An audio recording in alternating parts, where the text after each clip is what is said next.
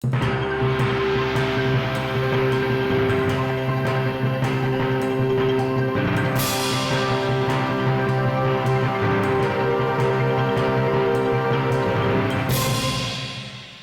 noche, para hablar de periodismo, de política, de nuevas tecnologías y de otros temas de actualidad, tenemos de nuevo aquí en NSN al director de la revista Semana, Alejandro Santos, a quien le doy la bienvenida. Alejandro, buenas noches. Buenas noches, Vlado. Placer estar aquí con usted. Qué bueno tenerlo aquí repitiendo, estrenando ahí medio formato y la cosa y tal. No, muy informal, así, tranquilo, relajado, como tranquilos. toca. Sí. Bueno, Alejandro, ustedes le dedicaron esta semana la portada de la revista al tema del gabinete, que era un gabinete que era para el posconflicto y lo que produjo fue, pues, posconflicto, ¿no? Posconflicto y produjo un conflicto. Exactamente. ¿Cómo ve usted este momento? ¿Usted cree que este gabinete sí de verdad va a ser el que va a jalonar definitivamente la paz y va a afianzar el posconflicto? ¿O cómo cree que el presidente va a manejar esto de ahora en adelante? Pues, Vlado, yo creo que el presidente no se imaginó que esto iba a generar, digamos, esas tensiones tan fuertes al interior de los partidos. En este momento, con un presidente con tan poca popularidad, es fundamental para el gobierno tener gobernabilidad. Es decir, que la unidad nacional funcione, se vienen unos proyectos importantísimos, no solo para ahí sí el posconflicto, la justicia transicional, el plebiscito, sino para reforma tributaria. Hay una serie de proyectos como muy fuertes y por lo tanto necesita de los partidos. Y lo que generó este gabinete fue unas rupturas al interior de los partidos, independientemente de que el gabinete tiene unas figuras muy importantes, muy pilos, tienen representatividad. ¿Qué tal? Pues Murillo, después de 70 años tenemos un ministro del Chocó, lo cual es, y un gran ministro además, con una gran trayectoria. Entonces yo creo que tiene representatividad regional, étnica, de género, pero políticamente digamos que generó como una especie de coletazo. Y yo creo que ahí la labor de carpintería para armar, digamos, esa gobernabilidad va a ser muy importante ahora.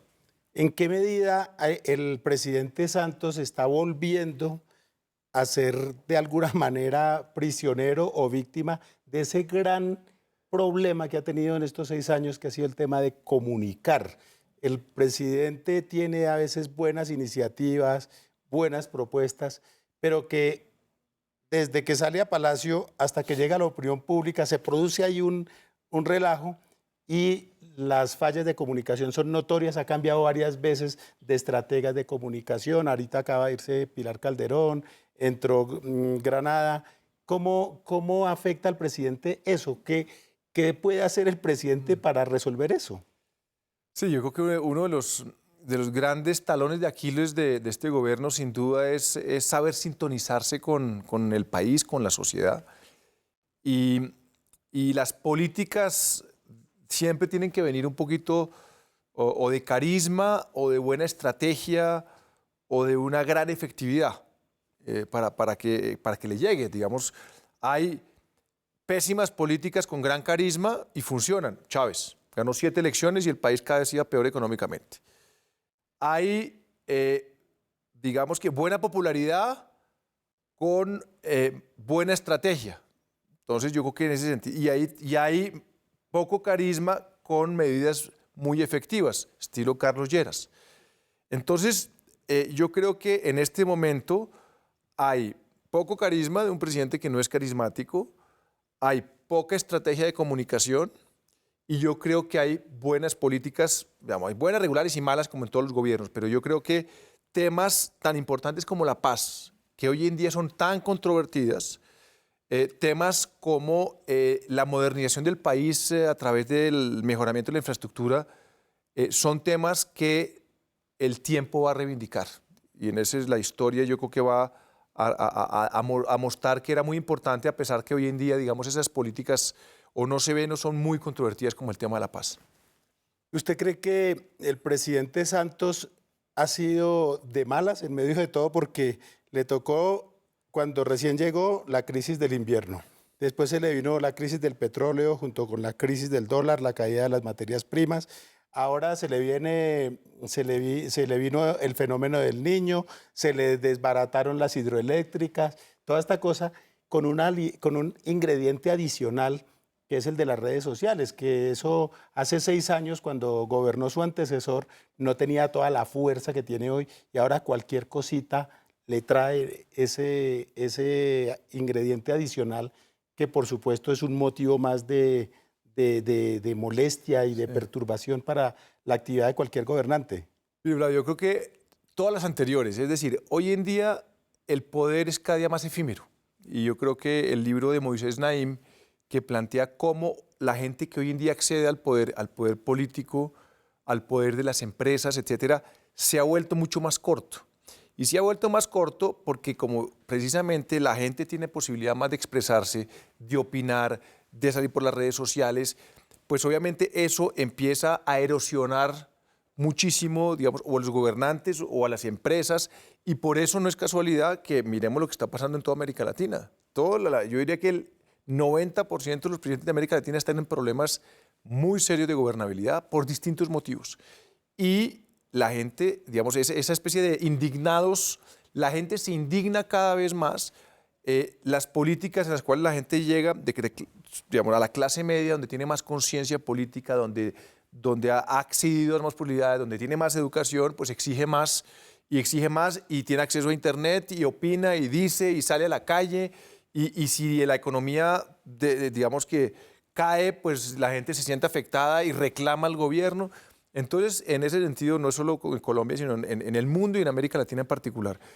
Pero eso, pues claramente, se combina con elementos como los que usted menciona, pues, el fenómeno del niño, el problema de la ola invernal, el tema de Nicaragua, por ejemplo, el tema de Nicaragua que lleva 20 años, que son los temas que le van a tocar a este y a todos los presidentes.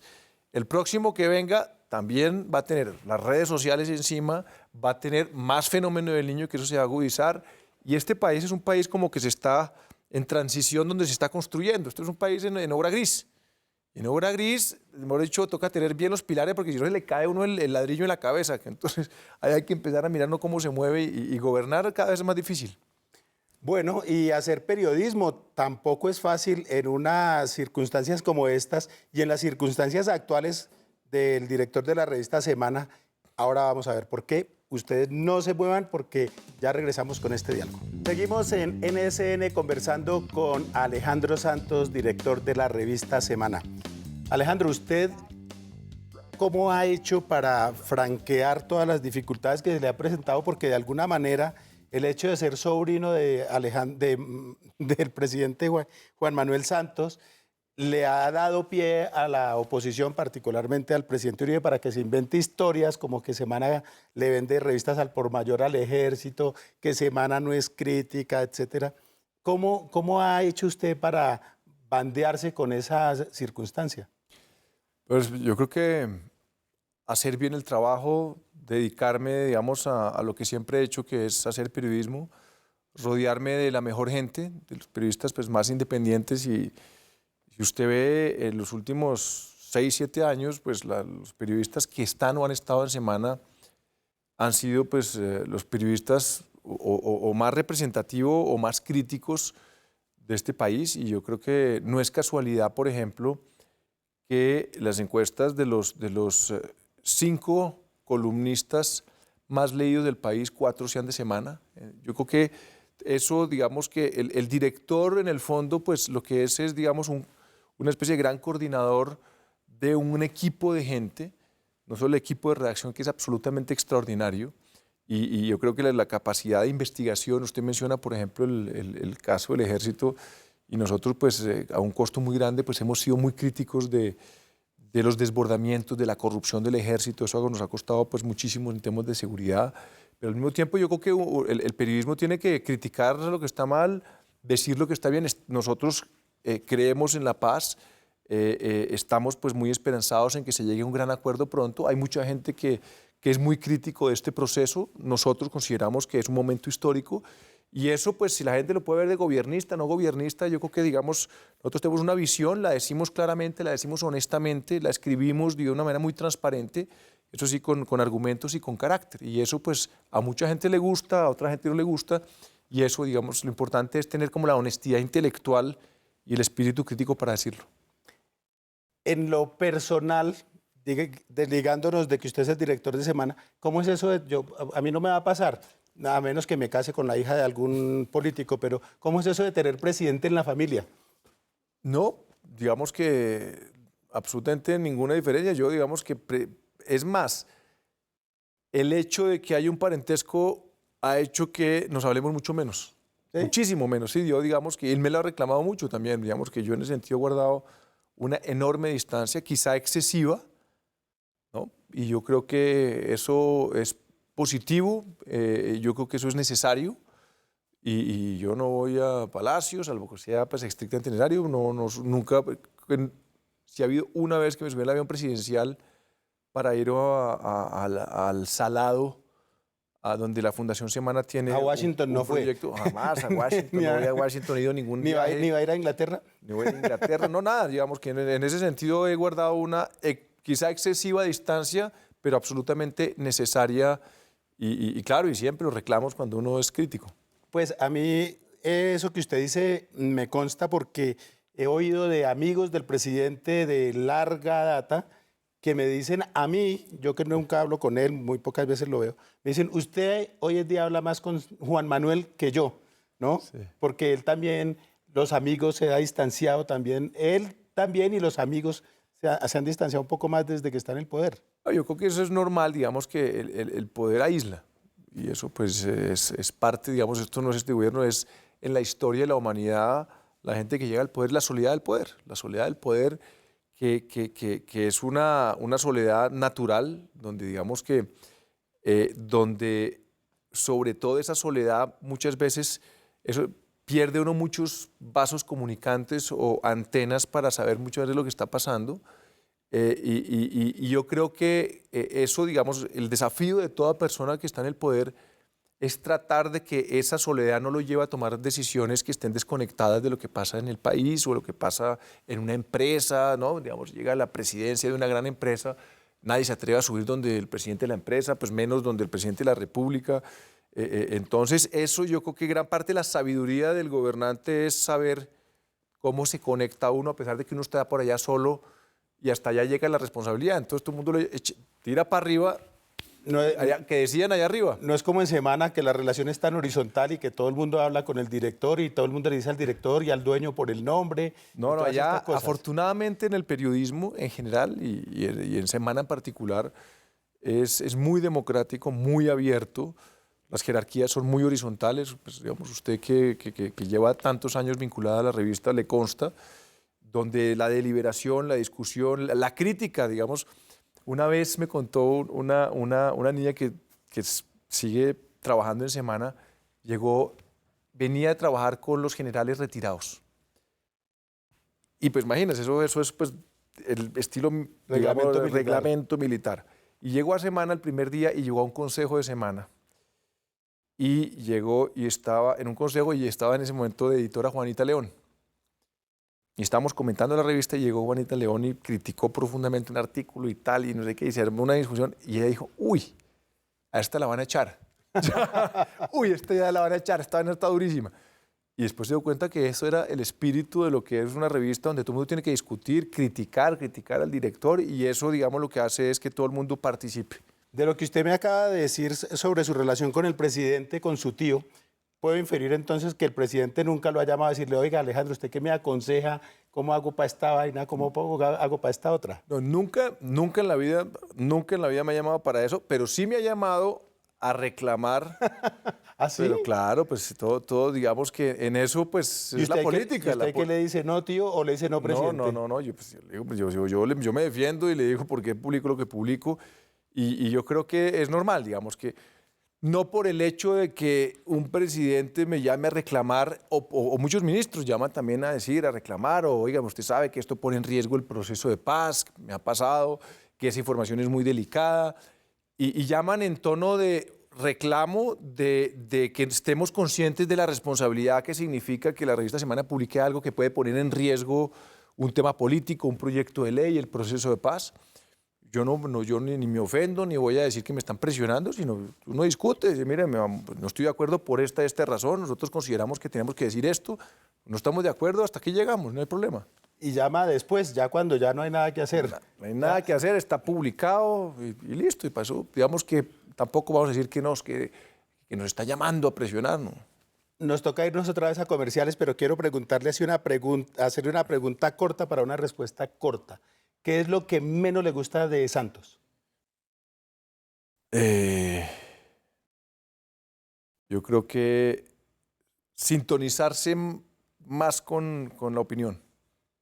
Esa falla de comunicación que tiene. Sí, como saber sintonizarse con la gente. Cosa que es mucho más grave teniendo en cuenta que el expresidente que sabemos tiene una facilidad extraordinaria para eso. Sí, yo creo que eso es quizá, digamos, el gran talón de Aquiles.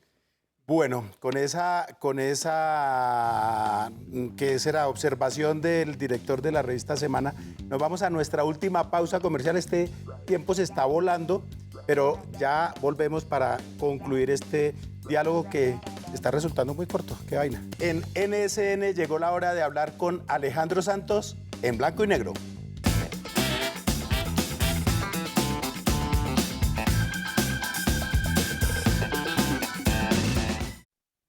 ¿Metro o bicicleta? Bicicleta. ¿Cine o teatro? Cine. ¿Frijoles o lentejas? Frijoles. ¿Peñalosa o Mocus? Los dos, uno con el otro. ¿Solo o acompañado? Acompañado. ¿Chat o teléfono? Teléfono. ¿Los Beatles o los Rolling Stones? Rolling Stones. ¿Extranjeras o colombianas? Colombianas. ¿Racional o espiritual? Racional. ¿Cómplice de su papá o de su mamá? Miti miti. ¿Arriba o abajo? Arriba. ¿Café o chocolate? Café. ¿Radio o televisión? Radio. ¿Amigos o amigas? Miti miti. ¿Novela o cuento? Novela. ¿Rubias o morenas? Rubias. ¿Gaviria o Samper? Gaviria. ¿Drama o comedia? Drama. ¿Tierra fría o tierra caliente? Depende. ¿Diálogo o guerra? Diálogo. ¿El tiempo o el espectador? El tiempo. ¿Con luz o sin luz? Tenue. ¿Obregón o Botero? Botero. ¿Hablar o escribir? Escribir. ¿Estados Unidos o Europa? Europa. ¿Dieta o ejercicio? Ejercicio. ¿Legalizar o prohibir? Legalizar. ¿Salsa o rock? Uy. Rock hasta las 10 y salsa después de las 10. ¿Uribe o Santos? Santos. Esto ha sido En Blanco y Negro con Alejandro Santos.